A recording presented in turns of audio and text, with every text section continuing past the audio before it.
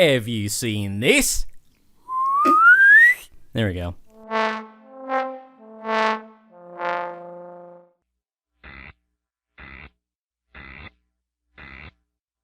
Welcome to Have You Seen This? The world's only podcast about obscure, overlooked, and misbegotten media. All discussions will be spoiler heavy. You have been warned. This show would not be possible without the support of our patrons. If you would like to support our show, join us at patreon.com/haveyouseenthis. For just $5 a month, get access to our Discord and all 3 episodes every month covering movies you've never heard of, or maybe wish you hadn't. We are covering the 31 movie series Carry On. And for this episode, we have one of our favorite guests, Bitter Karella, to help us with it. Hey, thanks for having me. Hello, hello, hello. God, this is going to get really irritating really fast. Yeah, it? It's a bit of all right. Like Tim said to me yesterday over text, he was like, yeah, you watch enough of these and you get like Carry On pilled. Yeah. And I was like, yeah, I'm just going to be walking around going, whoa, at everything.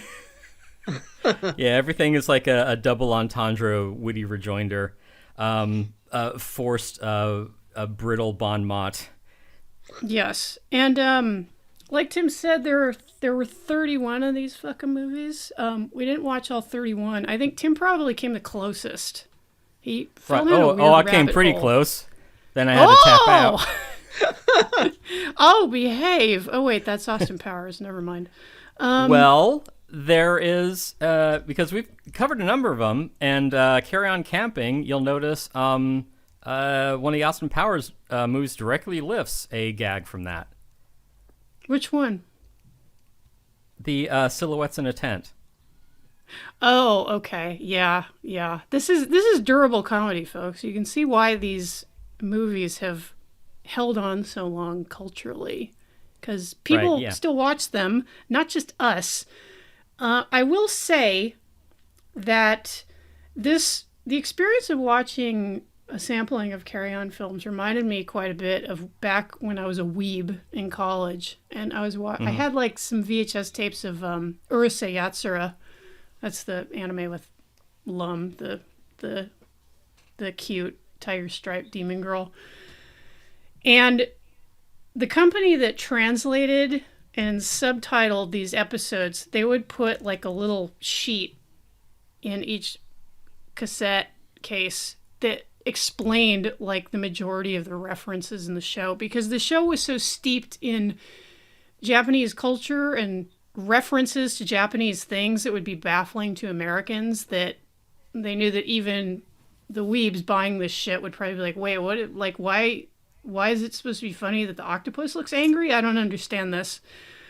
And it's kind of the same thing with this to a degree, maybe early on in the run, starting with the first one, 1958, Carry On Sergeant, because there were quite a few jokes in that where I was just like, what?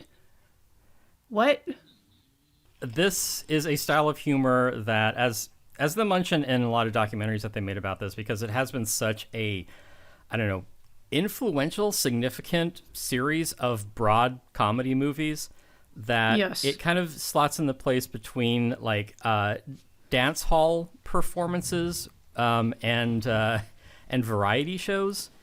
For those of you, don't forget the panto, Tim. Right, yeah. Oh, I haven't forgotten that. I haven't forgotten the cultural legacy of saucy postcards. just setting the tone for British humor. Pretty much what happened was Carry On really became like the face of that level of humor. It was all these disparate cultural, like low cultural elements that Carry On just kind of conglomerated into like their thing, and they were the ones who were really driving this this sort of broad comedy for decades. And you know, the public responded to it because they did it for like 30 years or so. Yes, from 1958 all the way up through 1992.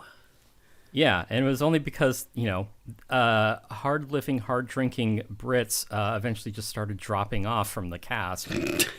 And it's like, well, you can't make these movies anymore if like half of them are dead. But yeah, to talk about like its cultural relevance, I mean, I guess it was kind of the UK equivalent of in the tradition of vaudeville, which we don't have any kind of low comedy like that anymore. But I am going to send Jen a video of a cat eating a tamale. Maybe you can watch some dramatic chipmunk. Like these movies, they're fun, but we like real sophisticated comedy these days, like a short video of a cat biting down on a woman's labia and stretching it. Right. Or a reaction TikTok of, that's right, it goes in the square hole. Maybe an Australian musical comedy about how a guy is just a piece of shit and doesn't work here, or anything of that sort. The likes of which much more refined than what you're going to get in a vaudeville or a variety show. The point I'm making.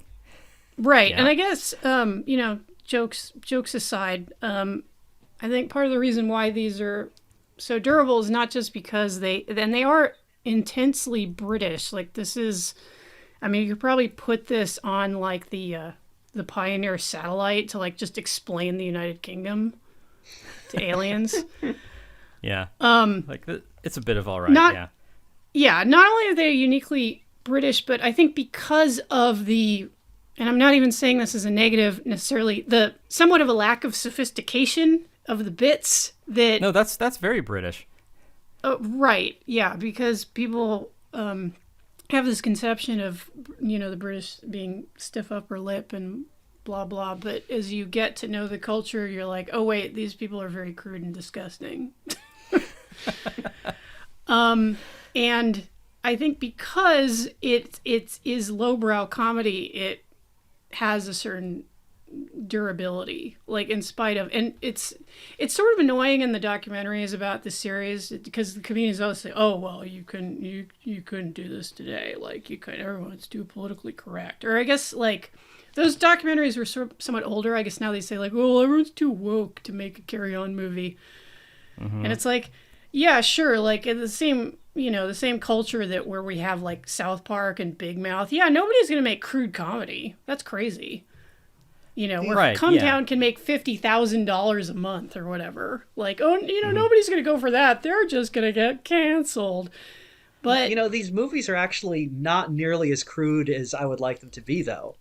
That was kind of the funny thing, going in. Yeah. Because I think in all the ones I've seen, I saw one single boob and no farts, not a single fart. Yeah. Oh yeah, that's true. And I know you have been. Yeah, hugely disappointed at that. And one of the documentaries that I watched about it, they're talking about how they're like they're naughty movies, but they're not dirty movies. So you can have like a hint or like a suggestion, but it'd be like just shake your tits. Then that gets into a whole different realm. It's being kind of like more of a wink and a nod than a winky and some knobs. I don't know. Blimey. I'm working on it.